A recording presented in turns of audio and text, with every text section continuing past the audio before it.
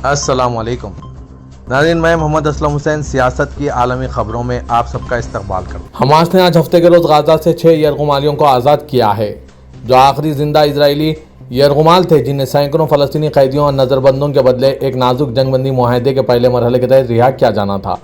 27 سالہ ایلیا کوہن، 22 سالہ عمر شیم توف اور 23 سالہ عمر وینکر سبھی کو حماس کے 7 اکتوبر 2023 کو جنوبی اسرائیل پر حملے میں نوآ میوزک فیسٹیول کے مقام سے پکڑا گیا تھا، جنہیں اسرائیلی افواج کے حوالے کرنے کے لیے وسطی غزہ کے شہر نصیرت میں ریڈ کراس کے حوالے کیا گیا۔ درجنوں عسکریت پسند ایک ہجوم میں محافظ کھڑے تھے جو حوالات دیکھنے کے لیے جمع ہوئے تھے۔ 40 سالہ تل شوہم اور 39 سالہ ایورو مینگلسو کو اس سے قبل جنوبی غزہ کے رافah میں رہا کیا گیا تھا۔ حماس کی ہدایت کردہ ریلیز، جس میں عوامی تقاریب شامل ہیں جن میں قیدیوں کو اسٹیج پر لے جایا جاتا ہے اور کچھ کو بولنے کے لیے موقع بھی دیا جاتا ہے، اقوام متحدہ سمیت جس میں یرغمالیوں کی پریڈ کی مذمت کی گئی تھی، اس کو بڑھتی ہوئی تنقید کا سامنا کرنا پڑا۔ حماس نے آج ہفتے کے روز اس تنقید کو مسترد کرتے ہوئے ان واقعات کو فلسطینی اتحاد کا شاندار مظاہرہ قرار دیا ہے۔ کراس کا عملہ اب اسرائیلی جیلوں سے 451 فلسطینی یرغمالیوں کی منتقلی اور غزہ کی پٹی واپسی کے سفر کے دوران انہیں خدمات فراہم کرنے میں سہولت فراہم کر رہا ہے۔ انہوں نے قیدیوں سے ان کی طبی حالت کا جائزہ لینے کے لیے روانگی سے قبل انٹرویوز کیے اور غزہ میں سرد موسم کی وجہ سے قیدیوں کو کپڑے اور ذاتی سامان فراہم کیے گئے۔ قیدیوں کو اپنے اہل خانہ سے بات چیت کرنے کے ذرائع بھی فراہم کیے گئے تاکہ یہ یقینی بنایا جا سکے کہ وہ اپنے پیاروں کی رہائی کے بارے میں پوری طرح آگاہ ہوں۔ خان یونس کے یورپی اسپتال میں اہل خانہ ریڈ کراس کی بسوں کی آمد کے منتظر ہیں۔ قیدیوں کا اسپتال سے طبی معائنہ کیا جائے گا اور بعد میں انہیں ان کے اہل خانہ سے ملایا جائے گا۔ قابل غور ہے کہ آج 100 سے زائد فلسطینی خواتین اور 19 سال سے کم عمر کے بچوں کو رہا کیا جا رہا ہے۔ حماس نے اعلان کیا ہے کہ وہ اسرائیل کے ساتھ غزہ جنگ بندی اور قیدیوں کے تبادلے کے معاہدے کے دوسرے مرحلے پر جانے کے لیے تیار ہے۔ حماس نے قیدیوں کے تبادلے کے 7ویں راؤنڈ میں زندہ بچ جانے والے 6 مرد اسرائیلی یرغمالیوں کی حوالگی کے حوالے سے ایک تحریری بیان جاری کیا۔ بیان میں کہا گیا کہ ہم معاہدے کے دوسرے مرحلے کی طرف بڑھنے کے لیے تیار ہیں۔ مبینہ طور پر حماس مستقل جنگ بندی اور مکمل اسرائیلی انخلا کو یقینی بنانے کے لیے ایک جامع تبادلے کے عمل کو مکمل کرنے کے لیے تیار ہے۔ بیان میں کہا گیا کہ نتن یاہو کی فوج کا غزہ میں اپنی شکست سے فرار اور مغربی کنارے میں قتل عام شروع کرنے کی کوشش ہمارے عوام اور زعامت کو توڑ نہیں سکے گی۔ اس بات پر زور دیا گیا کہ اسرائیلی قیدیوں کے ساتھ مذہبی تعلیمات اور انسانی اقدار کے مطابق سلوک کیا جاتا ہے، جبکہ اسرائیلی جیلوں میں فلسطینی قیدیوں پر طرح طرح کے تشدد کا استعمال کرتے ہیں۔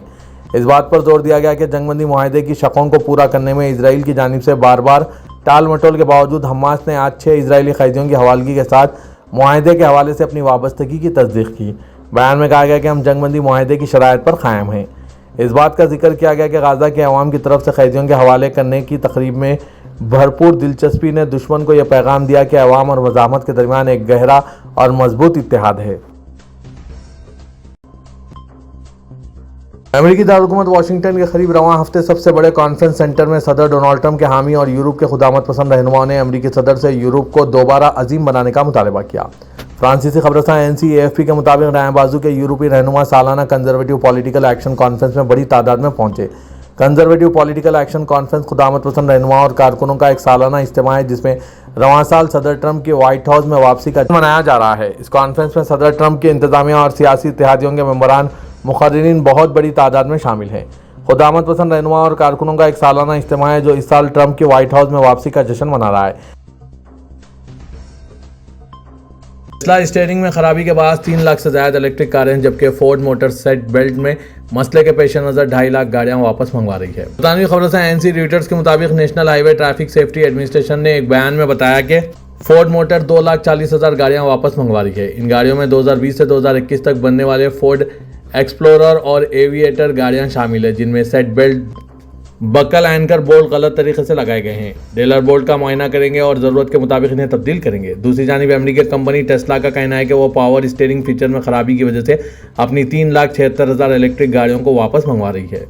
پاور اسٹیئرنگ فیچر میں خرابی کی وجہ گاڑی چلانے میں مشکل کا سامنا کرنا پڑ سکتا ہے اور خاص طور پر کم رفتار پر حادثے کا خطرہ بڑھ جاتا ہے۔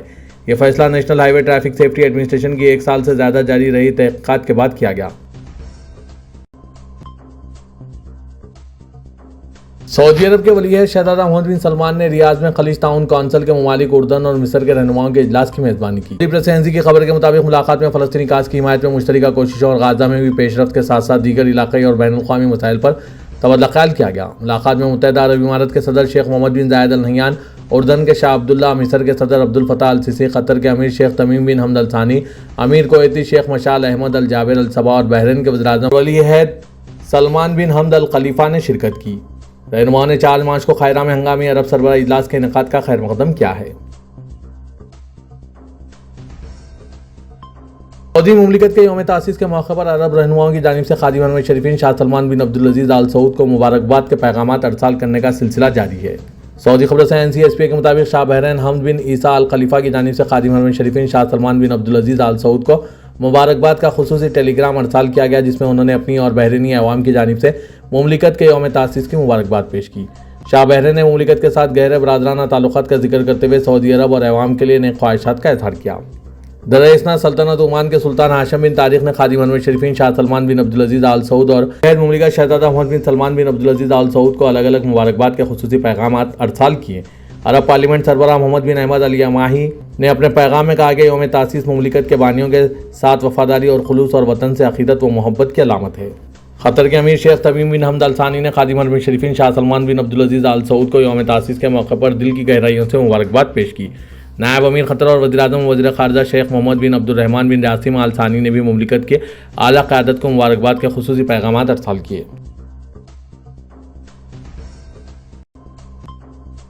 مملکت کے یوم تاسیس کے حوالے سے تمام ریجنز کو سبز پرچموں اور لائٹوں سے سجایا گیا۔ فلاحی تنظیمیں اور شہروں کے بلدیہ کے اشتراک سے فاؤنڈیشن ڈے کے جشن کی تیاریاں مکمل کی گئی۔ سعودی خبر سے NCSP کے مطابق مشرقی ریجن کی بلدیہ نے شہر کے اہم مقامات کو سبز لائٹوں سے سجایا، جبکہ شاہراہوں پر مملکت کے قومی پرچم لہرائے گئے۔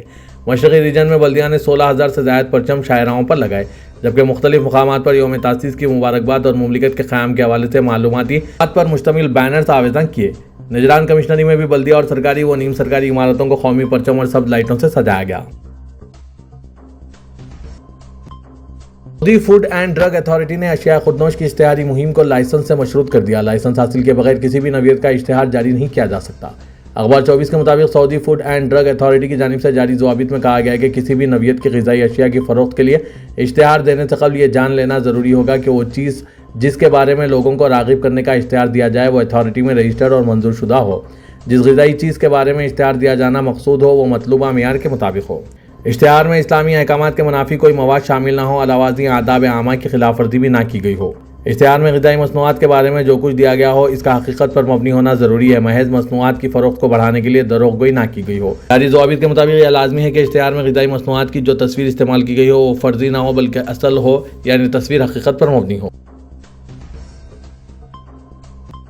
ترک وزیر خارجہ خاقان فیدان نے G20 وزرائے خارجہ کا پہلا اجلاس جنوبی افریقہ کے سب سے بڑے شہر جوہانسبرگ میں منعقد ہوا، اس میں شرکت کی۔ 20-21 فروری کو ہوئے اجلاس کی میزبانی جنوبی افریقہ نے یکجہتی، مساوات، پائیداری کے موضوع پر عالمی بحرانوں کے خلاف تعاون کی اپیل کی۔ غزہ، شام، لبنان اور روس یوکرین جنگ سمیت بین الاقوامی اور علاقائی مسائل اجلاس کے اہم ایجنڈے میں شامل تھے۔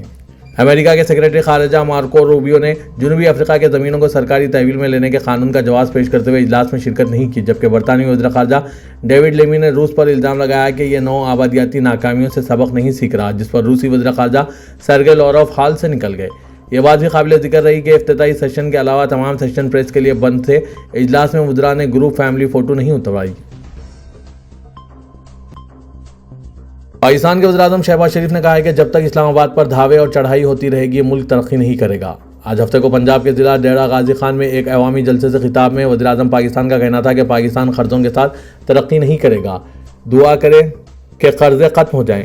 شہباز شریف نے کہا کہ جب بھی وہ بیرون ملک دورے پر جاتے تو دل میں سوچتے کہ برادر ملک کے حکمراں یہ نہیں سمجھیں کہ وہ کچھ مانگنے آئے ہیں۔ انہوں نے سابق وزیر اعظم عمران خان کا نام لیے بغیر کہا کہ ایک سیاستدان کہتا تھا کہ شہباز شریف بیرون ملک پیسے مانگنے جاتے ہیں۔ ان کا کہنا تھا کہ صوبائی حکومتوں سے مل کر ترقی کے لیے محنت کر رہے ہیں، لاکھوں نہیں کروڑوں نوجوانوں کو روزگار دلانا ہے۔ وزیر اعظم پاکستان نے کہا کہ جب انہوں نے اقتدار سنبھالا تو مہنگائی 40% پر تھی، مہنگائی کم ہو کر 2.5% پر آ گئی ہے۔ انہوں نے کہا کہ دشمن کے کہنے پر بلوچستان اور خیبر پختونخوا میں دہشت گردی ہو رہی ہے، اس کے خاتمے کے لیے قربانیاں دی جا رہی ہے۔